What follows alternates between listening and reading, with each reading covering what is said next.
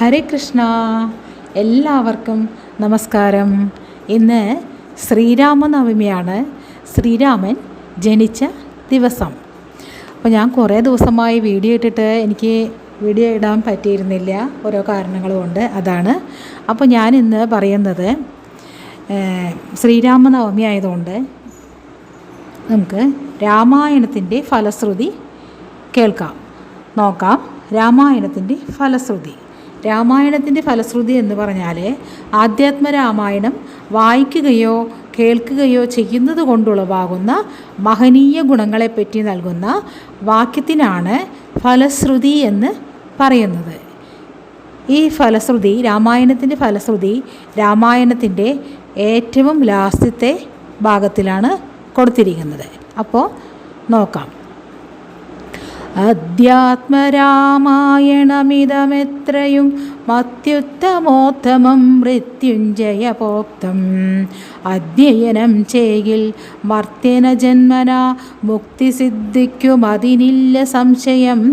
മൈത്രീകരം ധനധാന്യവൃദ്ധിപ്രദം ശത്രുവിനാശനമാരോഗ്യവർദ്ധനം ദീർഘായുരർത്ഥപ്രദം പവിത്രം പരം സൗഖ്യപ്രദം സകലാഭീഷ്ടസാധകം ഭക്ത്യാ പഠിക്കലും ചൊൽകിലും തൽക്ഷണേ മുക്തനായിടും മഹാപാതകങ്ങളാൽ.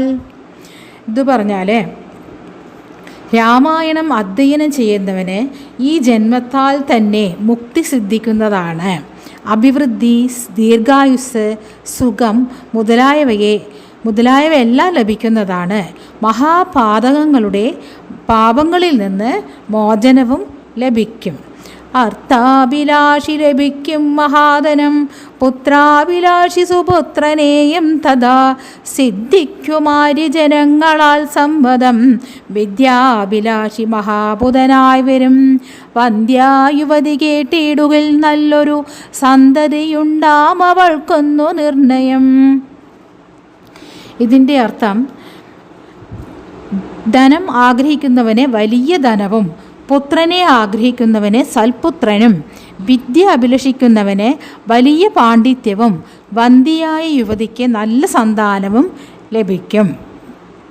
അടുത്തത്, ബദ്ധനായുള്ളവൻ മുക്തനായി വന്നിടു, മർത്തി കേട്ടിടുകിലർദ്ധവനായി വരും. ദുർഗങ്ങളെല്ലാം ജയിക്കായി വരുമതി, ദുഃഖിതൻ കേൾക്കിൽ സുഖിയായി വരും അവൻ. ഭീതനിതു കേൾക്കിൽ നിർഭയനായി വരും, വ്യാധിതൻ കേൾക്കിലാതുരനായി വരും.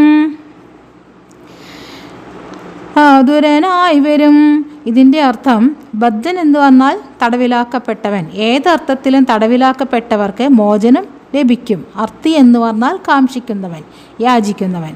അർത്ഥവാൻ ധനവാൻ, ദുർഗം കോട്ട, മതിൽ അതിക്രമിച്ചു കടക്കാനാവാത്തത്. വ്യാധിതൻ വ്യാധി പിടിപെട്ടവൻ, ദീനമുള്ളവൻ, അനാതുരൻ രോഗമില്ലാത്തവൻ.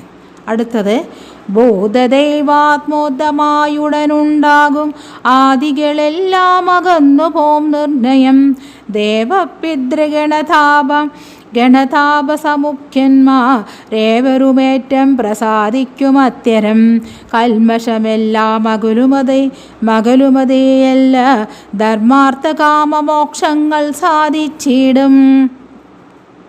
ഇതിൻ്റെ അർത്ഥം, അതിവേഗത്തിൽ പുരുഷാർത്ഥങ്ങളെല്ലാം അധ്യാത്മരാമായണ പാരായണത്തിലൂടെ നേടാനാകും.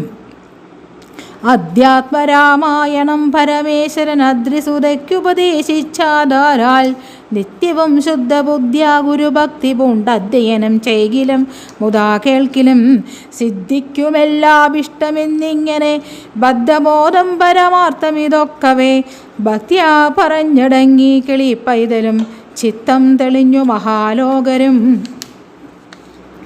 ഇതിൻ്റെ അർത്ഥം, പാർവതിക്ക് ശ്രീ പരമേശ്വരൻ ഉപദേശിച്ച അധ്യാത്മരാമായണം ശുദ്ധബുദ്ധിയോടും ഗുരുഭക്തിയോടും കൂടി നിത്യവും അധ്യയനം ചെയ്യുകയോ കേൾക്കുകയോ ചെയ്താൽ അഭീഷ്ടസിദ്ധി ഉണ്ടാകുമെന്ന് കിളിപ്പൈതൽ ഭക്തിപൂർവം പറഞ്ഞവസാനിപ്പിക്കുന്നു. ഹരേ കൃഷ്ണ. അപ്പോൾ എല്ലാവരും രാമായണത്തിൻ്റെ ഫലശ്രുതി വായിക്കുക. എല്ലാവർക്കും നന്ദി, നമസ്കാരം. സർവം കൃഷ്ണാർപ്പണമസ്തു.